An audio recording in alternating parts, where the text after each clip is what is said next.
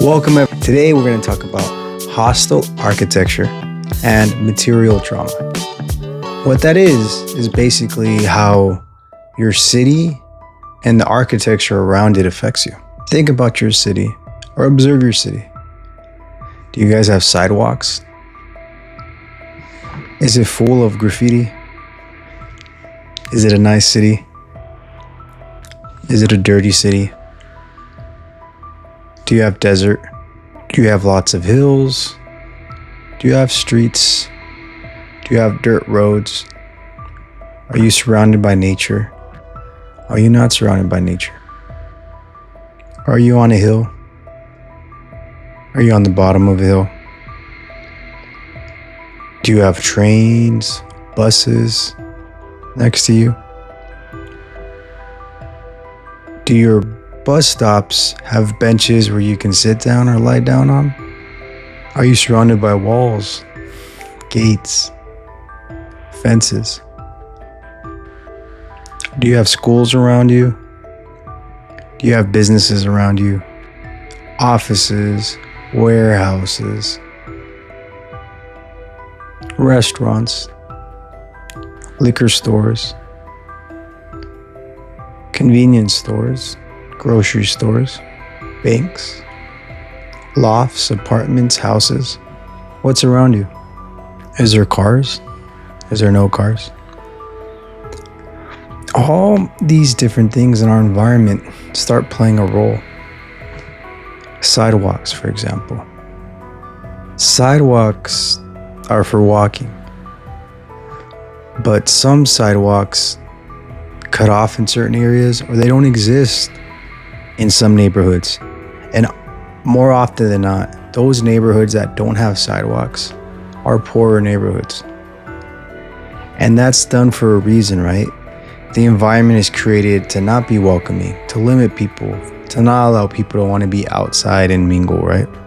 The reason why I brought up the park benches is because due to homeless problems or people wandering or due to poverty, a lot of benches, most of the time bus benches, don't allow people to lay down on them. They have little dividers, so it kind of hurts their back, so they can't lay down.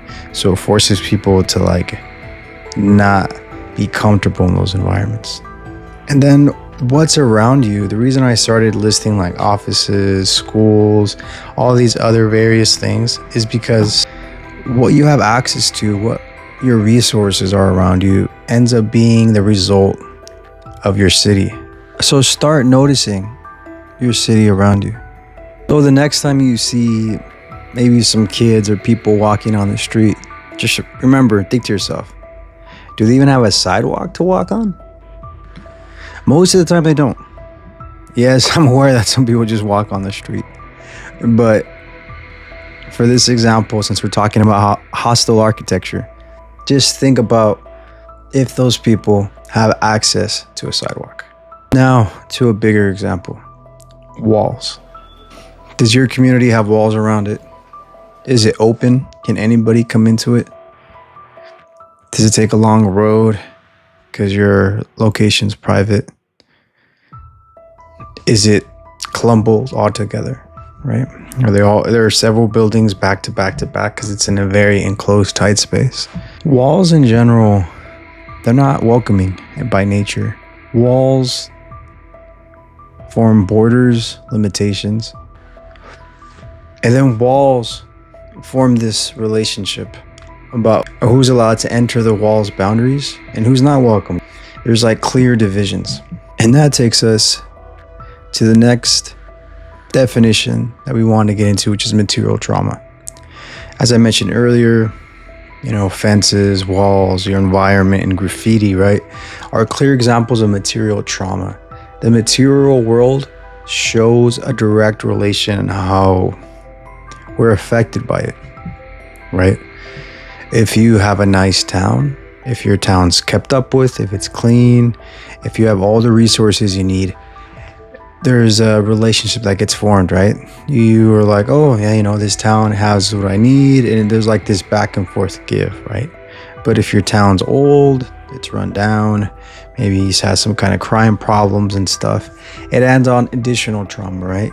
And there's like physical trauma because there's like physical structures in place that are helping to create that trauma, or they actually help expand that trauma more and more. They exacerbate it, because what ends up happening is that you're struggling, you don't have a lot of income, you don't have money, right? And then you have other reminders of it constantly, right? Whether it's like infrequent bus stops, or maybe you do have frequent bus stops, but then the people in the bus, maybe they don't have the most welcoming demeanor, and then all these people are battling for the same type of resources. And because more people are battling for resources, usually the conditions of the items that are used become more damaged, right? We see more damaged trains, more damaged buses, more damaged streets, because there's more people in a small surface area that are trying to battle for resources, right? And it becomes a popular term known as a concrete jungle, right? Because people are trying to do their best with the limited circumstances they're given. So that's how this trauma gets formed, right? And now we're going to talk about these material trauma and hostile architecture in a much bigger scale. And we're going to talk about borders, right? First, we're going to start on a smaller scale, like the Belfast Wall. The Belfast Wall, or walls, or the peace walls, were built during the Troubles, and they created divisions and were proposed to be a solution versus the growing divisions between the Protestants and Catholics. Although it's essentially a low-class, working-class conflict, its effects created a very trickle-down effect that created a lot of rift and tension in an already tempestuous place. Because of its complex British and Irish origins, it only exacerbated it. And the wall is a visible form of hostile architecture because it would divide communities between Catholics and Protestants. There's still curfews where you have to pass within a certain area. Certain walls will close and you can't basically drive through them. Material trauma still remains because most of the architecture is still in place. Although the conflict isn't there, it still whispers, right? It's still, the ghost is still there. It's still echoing. So it shows the trickle down and the effect of how also hostile architecture affects those areas. Now let's increase the scale. That takes us to our next example, which is the Israeli wall, the Palestine wall. The Palestinian wall, its borders are often argued and continue to be argued today. And they were recently modernized to make it easier for passage to go from one side to the other side. But unfortunately, it just creates more conflict. And there's a series of checkpoints that allows you to enter, right? And it's supposedly created to alleviate a peace between both sides. As my viewers watching this may be familiar with the Palestinian-Israeli conflict that's trickled into other Muslim nations, other Palestinian conflicts and alliances. It's a much bigger issue. And it's quite unfortunate and it's quite ironic, as Wiseman puts it, because the Israelis are refugees themselves, but then you see them doing the same thing to others, right? So there's a heartlessness to it. And then the wall itself, as previously mentioned with the Belfast walls and the Peace Wall, they're doing the same thing. They're the physical manifestation of the walls are creating traumas and divisions, right? It's not creating a welcome environment. If you're walking up to a wall, it doesn't say, hey, come on in, right? Even if there is a door by it, even if there is an entrance by it, it doesn't create a welcoming environment. It's not a fostering environment. It basically forms division and clear division. And this takes us to our next point, which is the Green Line. The Green Line, located in Cyprus, in the capital of Nicosia remains today the only other capital that had that issue prior was in 1989 in the Berlin Wall. The green line shows wounds and scars from a complex conflict involving the Greeks trying to take over that area of Cyprus. And there was also Turkey involvement to try to aid Cyprus. And it creates a complex dynamic from all three sides, Cyprus being the receiving end of it, and then the other conflict between Cyprus and Turkey. Most research and specialists have proposed a two-state solution separating the North and the South, but time and time again, those propositions have been rejected. Similar to other regions, as previously discussed, in the Belfast walls with Northern Ireland and Ireland, as well as a Palestinian wall, the Israeli walls, and now similar theme comes up as well, right?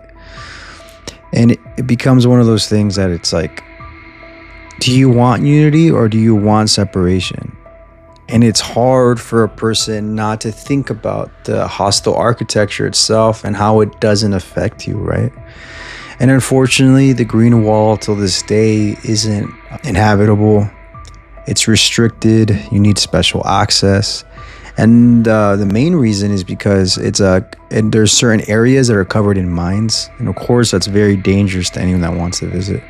And it's unfortunate because it's also surrounding very important historical architecture that are blocked by these barricades and borders. Next, we're going to talk about the U.S.-Mexican border. The U.S.-Mexican border was established as a result of multiple conflicts. First, Texas separating from the U.S. and not wanting to be involved with Mexico, wanting to become independent. And so that's why those boundaries are taken in place. And then that will transition into other conflicts as Polk was trying to expand and trying to complete the Manifest Destiny. He formed all these different riots to make it seem like Mexicans were attacking Americans, which wasn't true. And he used that as different ways as justifications to attack back the Mexicans to acquire these different rights. This would eventually conflict into the Mexican-American War, and then the boundary was fortified. But the boundary's been moving, and it a little bit has to do with the Rio Grande and the river, because it's not like the river is going to follow the boundary, right? And there becomes a battle of resources.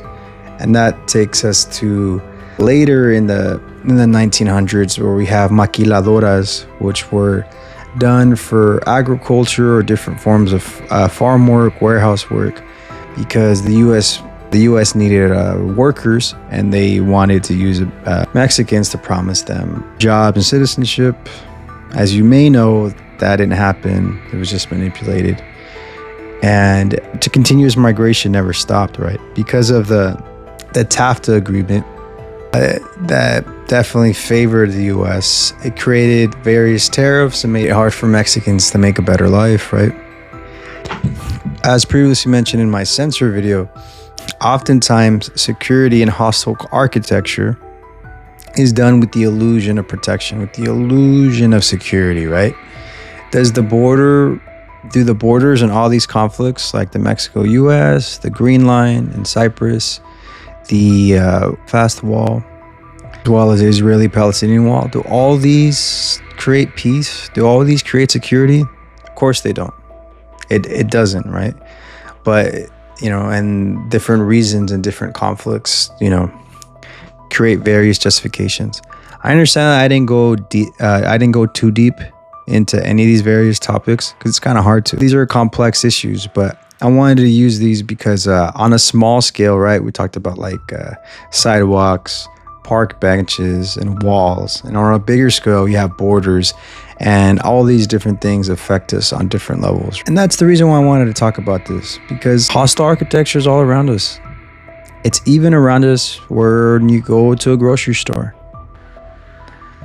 As you walk into the grocery store, right, you have an apparatus that checks you in, Not all grocery stores do this anymore, but has like some kind of spinny contraption or has some kind of gate you walk in through. It's for them to count you, right? Or if you walk in, you have these boundaries that scan you, right? All these technologies were formed during World War II and Nazi concentration camps to count large groves of people, and these similar camps were also done in the U.S. and California and various regions for Japanese immigrants as well. So these patterns repeat themselves, and hostile architecture is everywhere. You just have to like pay attention to it and the way things are built, right? So just I wanted to do this video because I wanted you to realize how hostile architecture and material trauma is literally everywhere. Next time you walk around your neighborhood and compare it with different neighborhoods, you'll start seeing the big differences. And you'll see, oh, right? Certain environments are created to be more welcoming while others aren't, right? And notice how something feels when it's more open compared to something where it's more enclosed and walled up. How does that make you feel? Thank you so much for taking the time to watch this AZ Ray video. Don't forget to like and subscribe. Leave a comment below. Tell your mama, tell your sister, tell your mister, tell your whole family about this channel. Spread the word. Don't forget to leave a comment in the community/post tab. Leave a comment below. Let me know if you like these kind of things. As far as what we have next going on, we have a lot of different things. We're going to talk about like Trigon anime. Expect a video coming up on that. We got a couple historical shorts coming on about various conspiracies and why these conspiracies came to play. We also have a video on Rocky that's coming up. We got a lot in store for you, so just like and subscribe, click a bell on those notifications. Thank you so much. I really appreciate you guys, and have an awesome day. And don't let hostile architecture affect you. Just be aware of it.